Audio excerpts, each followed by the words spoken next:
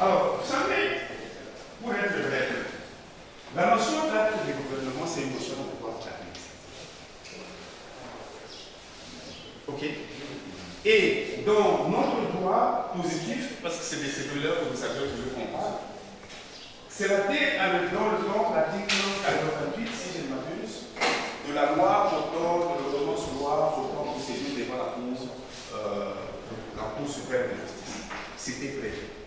Ok? Le seul problème, c'est que, une fois de plus, c'est une notion qui a fait l'objet d'une grande évolution dans le temps. En France, on allait arriver au point où on se demandait, où on a constaté que les actes de gouvernement étaient devenus introuvables. Actes de gouvernement introuvables. D'autres auteurs ont dit que les actes de gouvernement se sont amenuisés comme une peau de chagrin. Ok? Parce que comment est-ce que vous conciliez la notion de l'état de droit et les actes de gouvernement? Les actes de gouvernement, ça veut dire qu'il y a certains actes qui échappent à la sanction. L'état de droit, ce n'est pas ça qui le promeut. L'état de droit veut plutôt que tous soient soumis à la loi. Et que tous soient soumis surtout aux droits fondamentaux. Parce qu'on ne le dira jamais assez, en réalité, l'état de droit n'est que l'état de liberté. L'état de droit, son vrai nom, c'est l'état de liberté. Ou encore l'état de droit fondamental. Parce que dans l'état de droit, il y a deux choses. La première chose, ça c'est l'acception formelle de l'état de droit, c'est que c'est un état où tous les actes juridiques sont soumis aux actes supérieurs. Et lorsqu'on parle des actes supérieurs, c'est la Constitution. Ok? Les actes exécutifs, du judiciaire, tous les restes doivent être soumis à la Constitution. Sous le contrôle du juge. Et parce qu'il y a contrôle, cela suppose qu'il y a des procédures.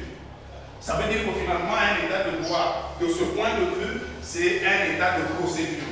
Quelles sont ces procédures? Celles qui sont les plus connues, c'est quoi? Contrôle de constitutionnalité. Ça, c'est l'un des instruments majeurs de réalisation de l'état de droit.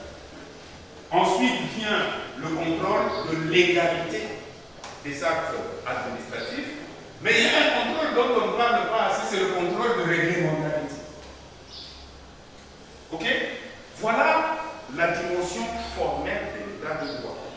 Mais à cette dimension formelle s'ajoute une autre. C'est la dimension substantielle ou la dimension matérielle. Qu'est-ce que ça veut dire? Oui, l'état de droit veut que les actes inférieurs soient soumis aux actes supérieurs. Mais les actes supérieurs, là eux-mêmes, ils n'ont pas un chèque en blanc, ils sont soumis aux droits fondamentaux. Et donc l'état de droit, finalement, c'est un état de liberté. C'est un état de droits fondamentaux, c'est un état de liberté. Mais parce que les libertés, à elles seules, ne suffisent pas, il faut que les atteintes qui y sont portées soient sanctionnées par le juge. Et bien finalement, l'état de droit, ça devient un état de justice. Ça devient un état de justice. Et donc, si tu t'inscris dans cette perspective-là, papa, l'état de gouvernement, là, il devient problématique. Il devient problématique. On peut en discuter devant le juge administratif. Je pense qu'aujourd'hui, c'est un peu plus difficile que c'était le cas hier, mais ce n'est pas devant le juge constitutionnel. On ne peut pas empêcher au juge constitutionnel de contrôler un acte de l'exécutif au motif que ce serait un acte de gouvernement. Ça n'existe pas. Ok? Je crois qu'on a de cette manière-là répondu aux différentes préoccupations. On est d'accord? Alors, ce qui nous permet de revenir à la matière pour aller répondre. Nous savons tous que les droits de l'homme sont interdépendants et ça constitue un tout.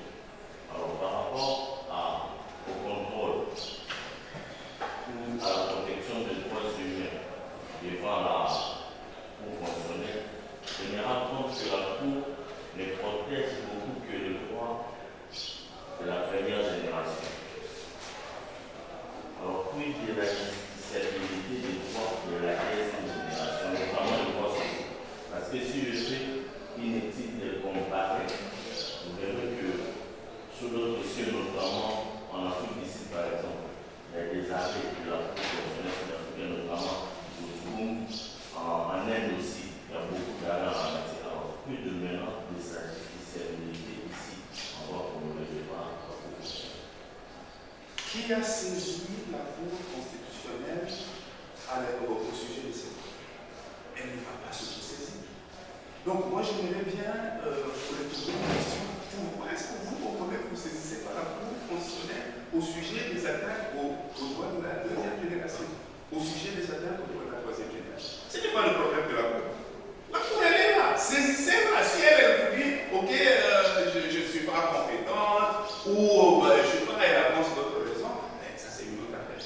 Mais pour le moment, c'est une question d'initiative citoyenne.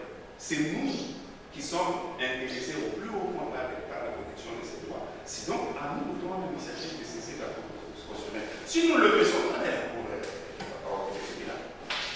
Mais vous avez raison lorsque vous dites que cette jurisprudence est assez développée, pas seulement en Afrique australe, mais aussi en Afrique de l'Ouest.